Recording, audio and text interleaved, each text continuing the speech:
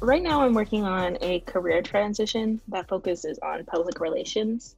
When I first started in the marketing team, I was really focused on social media work and community outreach. And now I'm getting to the point where I am working on bigger projects. So I'm now working on more press releases and award opportunities and media opportunities. And now it's just about learning more about what marketing communications is and how I can successfully grow and learn in the field.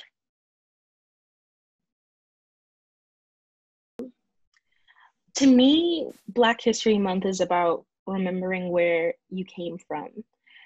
We all have a history, but Black history is so important in molding of so many things, from fashion to science to family familial culture. And it's really important for us to go back to our roots and really remember where we came from.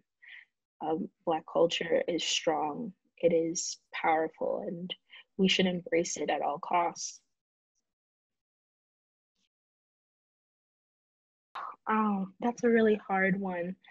I really love the Black 70s queens, like divas like Diana Ross and Donna Summer. And the reason why is that they are some of the first women I saw growing up, is because my I spent a lot of time with my grandmother, and she loved Donna Summer and Diana Ross, and she was those are one of the first idols that I saw who were they looked like queens, and they just really embraced what they wanted and how they wanted to feel. They loved being extra, and they loved being um, feeling alive.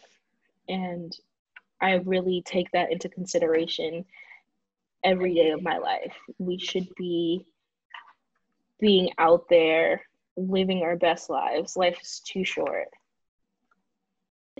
As a Black woman with darker skin, I felt like a lot of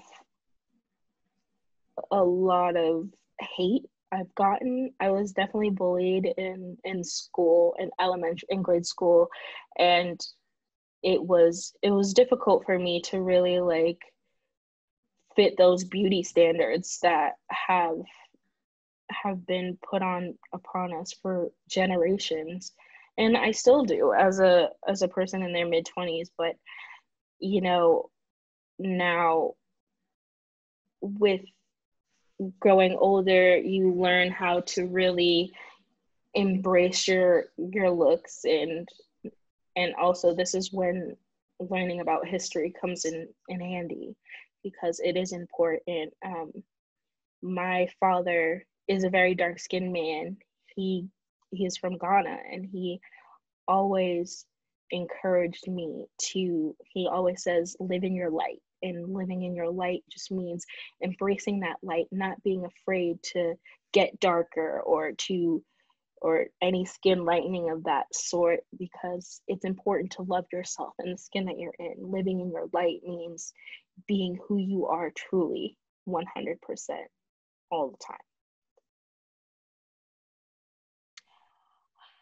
2020 definitely was difficult. And I think for me, my biggest lesson is to really cherish your loved ones. COVID-19 really took an impact and took a lot of people's loved ones. You really don't know what tomorrow holds. And I it's really important to really make sure you tell the people you love that you love them and that you are there for them 100%. It's hard to say before COVID, oh, I can't see my family because I'm working and I'm busy and I don't have time. COVID really taught us to really cherish that time and to be in the moment. And I think that's really important. I guess my biggest piece of advice would be don't be afraid to make connections, and really, especially once things are better COVID wise, and we're able to have more of those networking opportunities, don't be afraid to put yourself out there. I got the job or where I'm at today by making connections and by talking to people and asking questions. And I continue to do that with my career now because it's really important. These connections that you make are going to follow you for a really long time to come. And I can't say that if I didn't speak up that I would still be at this career where I'm at now. So don't be afraid to make connections. Even now, like LinkedIn is a free resource. You can feel free to connect with people and just really have a authentic conversation with someone. It only takes 10 minutes.